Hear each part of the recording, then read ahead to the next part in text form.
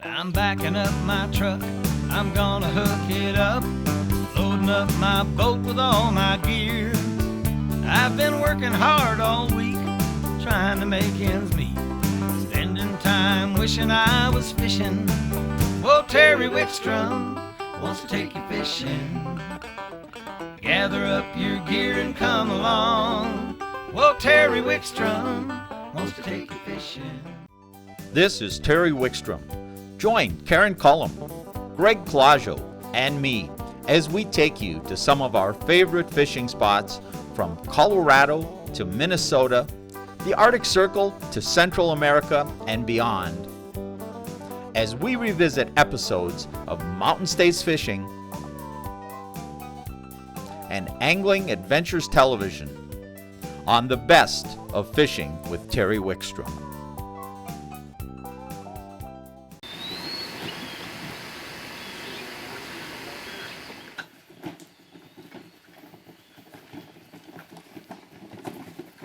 Trail to the left to the river and the boat.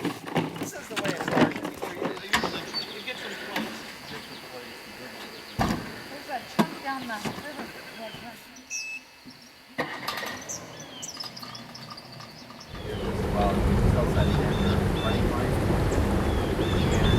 Three stocks of tiger money. No trouble with it?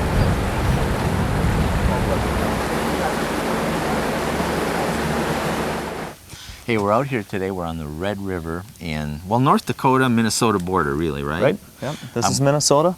That's North Dakota. I'm with Dennis Flomm. Dennis, it's really a pleasure to meet There you. goes the, oh, no. I guess we got him. Oh, I guess we'll Let's start fishing. we'll tell you what we're doing later, but what we're really out here doing is we're fishing for catfish on the Red River. It's a waiting game. It takes a while to get going, so you'll have to bear with us. I don't think this is a real big one, but what a great way to start the show. Yeah, what timing. Did you have that one tied up? Well, yeah, I was ready to go. I wanted to introduce you to everybody that's here. The fella over there with the rod in his hand and the blue shirt you've seen on the show before and you've seen in our videos is my partner, Greg Clusiau from Minnesota. We've got, I've got a nice, you know what, this isn't a huge fish, but boy, do they pull nice. They really know how to use the current. Oh, it's not a bad ain't fish. A bad fish. That's not a bad fish at all. No, not to start out the day. No. What a great way to start the day and the show and the whole thing. It's a male, skinny male. I'll tell you what, that's not a bad way to start the day. Get him on hooks here. All right. And you know, you said the fishing's kind of slow, right? It is. We're kind of in a slow period, but we've been out here. We had a line in for 10 minutes. I didn't get to do the. Let's finish the introductions here. We'll get back to fishing. We're going to be catfishing, obviously, for Channel Cats. Joining us, we better get the hook on him. Get it back. Is Brian Griffith. You've seen him in some of our videos. Brian's excellent muskie fisherman, all-around angler. Of course, I was saying my partner Greg Clusiau. We're gonna, Dennis, we're gonna fish from your pontoon, the Catmobile. The Catmobile. And we're gonna also go out and let's get him back in the water.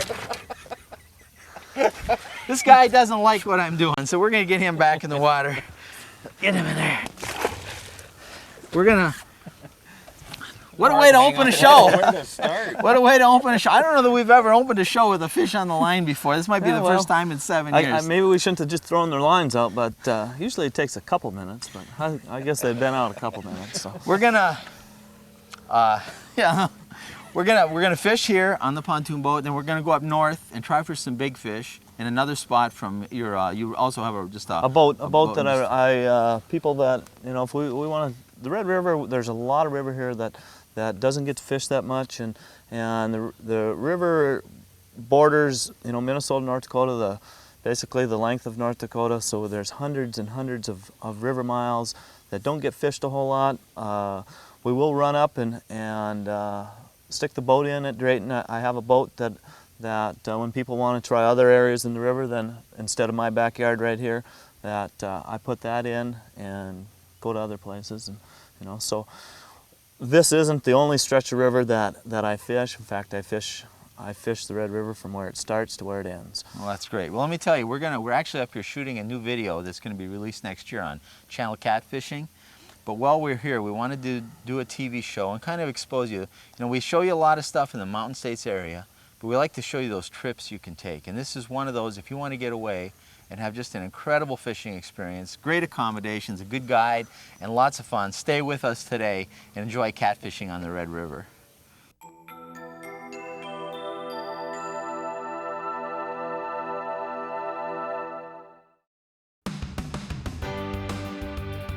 It's time now for Terry's tackle tip of the week.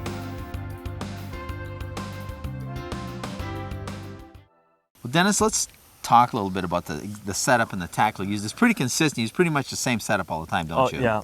It's about as simple as it gets. Hook and a weight and piece of bait, but Slip sinker is what you got. You got a, go ahead, you got what, 30-pound fire line? Yep, a 30-pound fire line. I like using fire line. Fire line is something that really works great for catfishing. It's a no stretch line, but when you use fire line, you should have a little softer rod. This is a Berkeley. This is a Berkeley Reflex. You know, it's a nice soft rod. You can still set the hook on them, but you're not ripping the hook out of their mouths. So the key is a rod that has some give so they can pick the bait up, and it has a little bit of give, but has enough backbone to handle those big fish. Yep. But how long are these typical rods? This one here is probably 7.5 foot. Most of mine are right in that 7 foot range. You know, kind of a medium heavy action. Very similar to a downrigger rod. Yeah, this actually is a downrigger rod. Okay. And the main component of all this is what I like is the reels. All my reels are the Abu Garcia reels. What I look for is one that has a line out alarm or the clicker feature. Okay. Because the way we fish, we drop the rod in the rod holder, put it on free spool, put the line out alarm on, and sit back and relax. You know, when a fish comes, takes it, starts going. Right. You know? So that clicker to you is really important because you're not only watching the rods, but you're listening to that bite. Listening. It's almost that anticipation. Yep. So it's a baitcaster rule because of the volume and better drag that are in baitcasters and the fact that you can set that clicker. Yep. But when it comes right down to it, I run 30-pound tests right down to the swivel. You know, run through either anywhere from 1.5 ounce to 3 ounce slip sinker. Depending on the current and the depth. Depending on the current and the depth. Tie on a barrel swivel. From the barrel swivel down to the hook. Griffith just got one. Oh, so Griff's got a fish. Just like, how's he feel? This is a good one. Is it Oh, a good? yeah? Oh, He's not coming up. This is fun. all right. We'll slide. Pulling some drag on you? Yeah. Well, all the cats are fun. I tell you, you know, even the smaller fish, or the 2 to 5 pound fish, are just a blast to catch. Oh, they're so strong. Just lift them. Look at them. Boy, they're strong. All right, great job with that net. Good fish. Good fish. Wow. All right. Look at the size of that dog. Here, Go ahead and take your hook out, Brian. We'll give the folks a good look at this fish. That's what we're here for.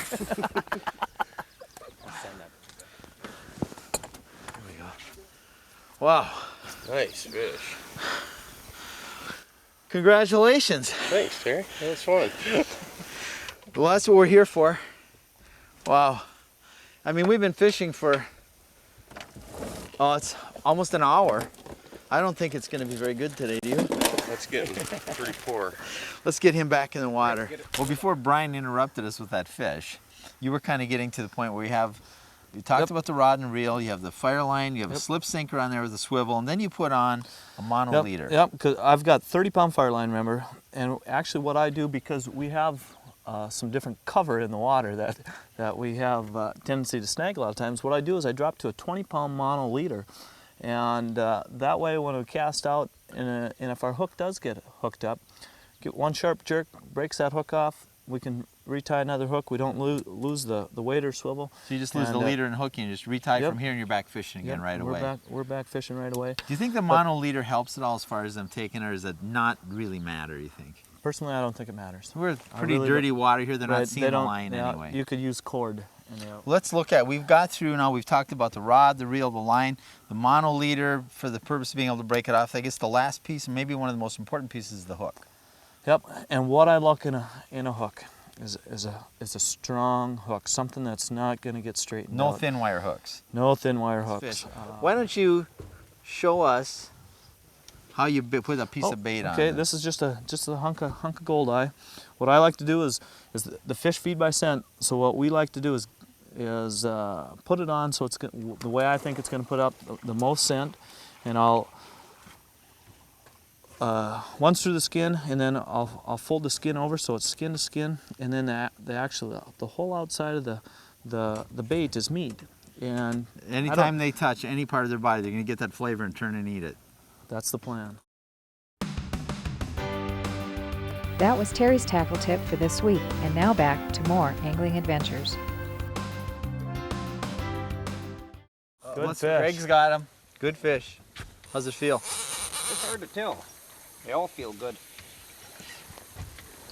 It's all right. Pulling anyway. It is hard to tell when you first hook into them, because they swim with you, they fight away some of the small ones. I don't think it's that big, but Here, Terry. I'll give you the All right, we'll see if we can that net it for 'em. extendo net. All right. I'll move this very rod big. for you. pretty much just pulling them in. Let's see what he looks like. You were pretty much just pulling him in, and all of a sudden he what went. happened there? He was pretty much just pulling him in, and the fish went the other way. Oh, that's a good fish. Oh, look at that. Oh, just a little one, huh? That's a nice fish. Watch. Oh, there you go. There you go. Here, grab the end of that net. I got it. Yeah. Yeah. All right. That's just a little one. Yeah, just a little one. There we go. Just a little one, he says. What'd you catch? A cut bait? Yep. Oh, well, he's heavy. Jeez. Yeah, that one will weigh a little bit with it. It's a female. Get closer to that. Get down further on the hook. Right to the curve. There we go. Yeah, just a little one, he says. You want to hold him? Go ahead. I might drop it. We always team up and do something wonderful once in a while. Good fish. It is a nice fish. Good fish. And this is why you come out here, just to have fun. Catch fish like this. I mean, one little one, another little one, then bang, you get a nice one like this. Should get this one back in the water. If we were keeping fish now, Dennis, we could keep one this size. Keep one that per size. person. Yep. It's getting a little big, but bigger than I like to keep. But We're gonna let them people all go today yep. anyway. So let's put that one back in. And good job. I'm gonna take a quick still. All right.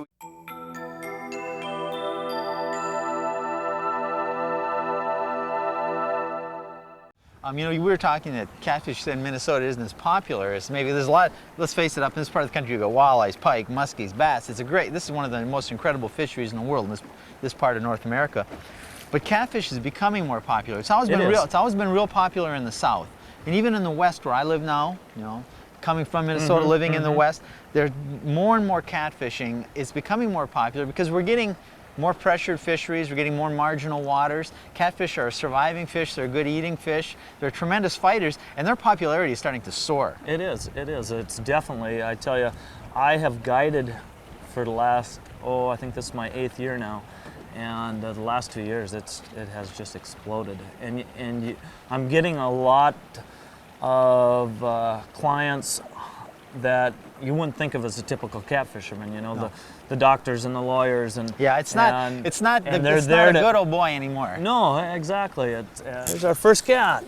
First of the day. Any size to it, can you tell? Now, do we need any of these lines in, or are we no, okay? I think I'll be able to bring it right up the middle. Now, when you land this, do you want me to net it, or do you just pull him in, or what do you do? This one I'm pretty sure you'll have to net. I don't think he's a real big fish, but it's going to be a little bigger than what I call a lifter. Okay. Nice long end. And I think what I'll have to do to get him to the boat is try to keep him down low. Okay. Yeah, maybe I'll. Do you need me to take what I'll do is move this one down. Okay. And we'll bring him up on the side over here. Okay. Well, we're used to this. We were up in Alaska fighting salmon. And they get in that current, and it is just. They know how to use the current. What a lot of times we'll do when we're in the current is go right from behind. Just go from behind, and as soon as I see the net back there, I'll let the pressure off. All right. He's giving you what a good fight. And look at the bend in that rod. I mean, just. And that's a. Well, you know, most people go their whole life never catch a 10-pound fish. Here he is, ready? Just like that, just like that. There we go, that's a nice fish. Yeah, it's not, he won't even be 10 pounds.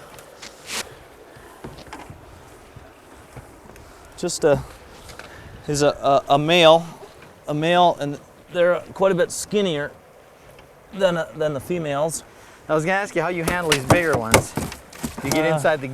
I usually grab, just grab inside the gill plate. Yeah, right underneath there. If we can get him to quit twisting on us.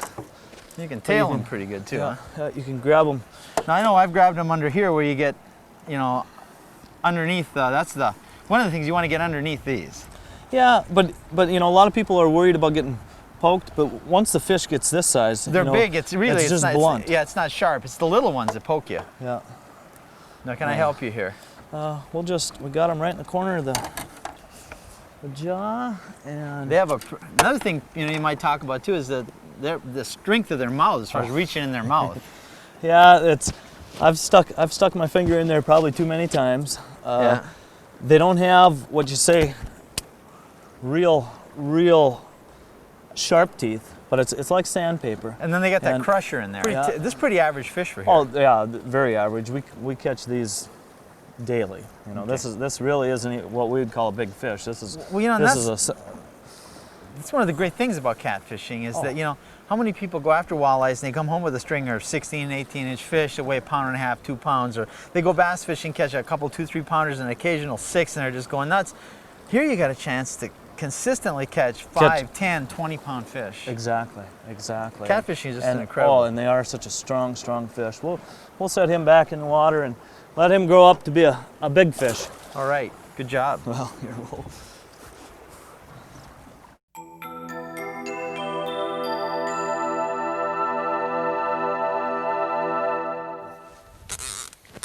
Oh, fish on, fish on. Yep. Oh, it feels pretty good. Hard to tell early. Yeah, that's.